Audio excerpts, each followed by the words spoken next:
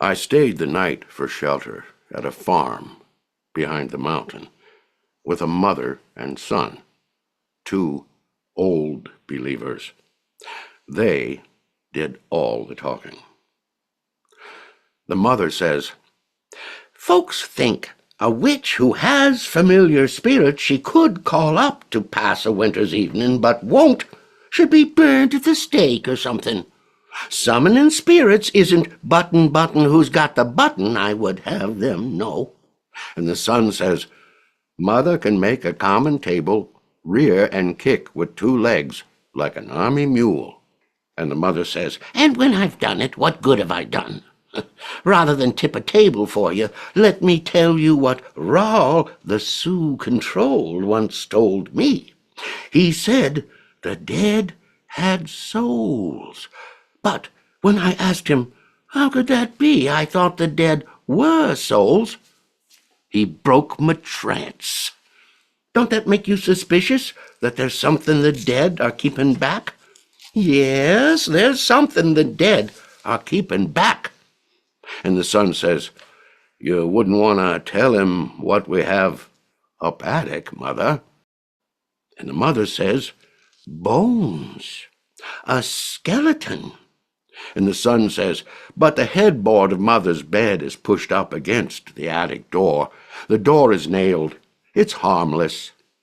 Mother hears it in the night, halting perplexed behind the barrier of headboard and door. Where it wants to get is back into the cellar, where it came from. And the mother says, "We'll never let them, will we, son? We'll never." And the son says, "The bones left the cellar 40 years ago and carried itself like a pile of dishes up one flight from the cellar to the kitchen, another from the kitchen to the bedroom, another from the bedroom to the attic, right past both mother and father, and neither stopped it. Mother was downstairs, father was upstairs. I was a baby. I don't know where I was." And the mother says, "The only fault my husband ever found with me, I went to sleep before I went to bed. Especially in winter, when the bed might just as well be ice and the clothes snow. The night the bones come up the cellar stairs, Toffel had gone up to bed alone and left me, but left an open door to cool the room off, so as to sort of turn me out of it. I was just coming to myself enough to wonder where the cold was coming from when I heard Toffel upstairs in the bedroom, and I thought I heard him downstairs in the cellar. The board we had laid down to walk dry shod on when there was water in the cellar in spring struck the hard cellar bottom. Then someone began the steps. 2 footsteps for each step, like a man with one leg in a crutch or a little child comes up. It wasn't Toffel. It wasn't anyone who could be there. The bulkhead double doors were double locked and swollen tight and buried under snow. The cellar windows were swollen tight and banked up with sawdust and buried under snow. It was the bones. I knew them, and good reason.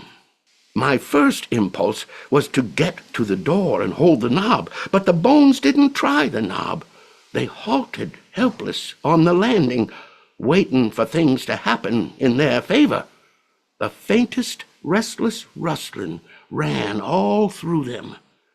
I never could have done the thing I did then if the wish hadn't been too strong in me to see how they were mounted for this walk. I had a vision of them put together not like a man, but like a chandelier. So suddenly I flung the door wide on him. A moment he stood, balancing with emotion, and almost lost himself. A tongue of fire flashed out and licked along his upper teeth. Smoke rolled inside the sockets of his eyes. And then he came at me with one hand outstretched, the way he did in life once. But this time I slapped the hand off brittle to the floor and fell back from him on the floor myself. The finger pieces slid in all directions. Where did I see one of those pieces lately? Hand me my button box. It must be there. I sat up and shouted, "It's coming up to you, Toffle!" It had its choice of the door to the cellar or the hall.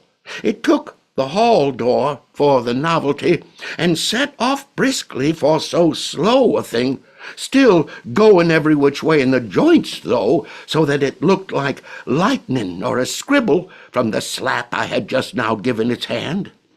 I listened until the steps climbed the stairs almost to the only finished bedroom before I got up to say anything, then ran to the foot of the stairs and shouted, "Shut the bedroom door, Toffle, for my sake!"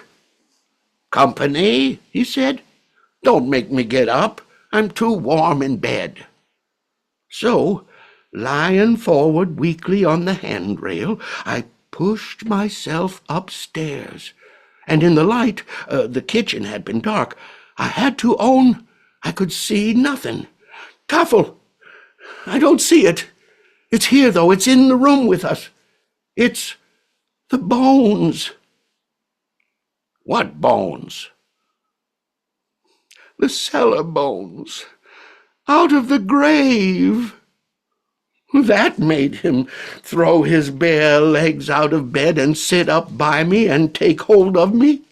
I wanted to put out the light and see if I could see it, or else mow the room with our arms at the level of our knees and bring the chalk pile down. I'll tell you what, it's looking for an open door to try. The uncommonly deep snow has made him think of his old song, the wild colonial boy he always used to sing along the tote road. He's after an open door to get outside. Let's trap him with an open door up attic. Toffle agreed to that, and sure enough, almost the moment he was given an opening, the steps began to climb the attic stairs. I heard them. Toffle didn't seem to hear them. Quick, I slammed the door to and held the knob. "Toffle, get nails!" I made him nail the door shut and push the headboard of the bed against it. Then we asked, was there anything up attic we'd ever want again? The attic was less use to us than the cellar. If the bones liked the attic, let them have it. Let them stay in the attic. When they sometimes come down the stairs at night and stand perplexed behind the door and headboard of the bed, brushing their chalky skull with chalky fingers, with sounds like the dry rattling of a shutter, that's what I sit up in the dark to say to no one anymore since Toffle died. Let them stay in the attic since they went there. I promised Toffle to be cruel to them for helping them be cruel once to him. And the son says, "We think they had a grave down in the cellar." And the mother says, "We know they had a grave down in the cellar." And the son says, "We never could find out whose bones they were." And the mother says, "Yes, we could too, son. Tell the truth for once." They were a man's his father killed for me. I mean, a man he killed instead of me. The least I could do was to help dig their grave. We were about it one night in the cellar. Son knows the story. 'Twas not for him to tell the truth, suppose the time had come. Son looked surprised to see me end a lie we'd kept between ourselves all these years, so as to have it ready for outsiders. But tonight, I don't care enough to lie. I don't remember why I ever cared. Toffle, if he were here, I don't believe could tell you why he ever cared himself.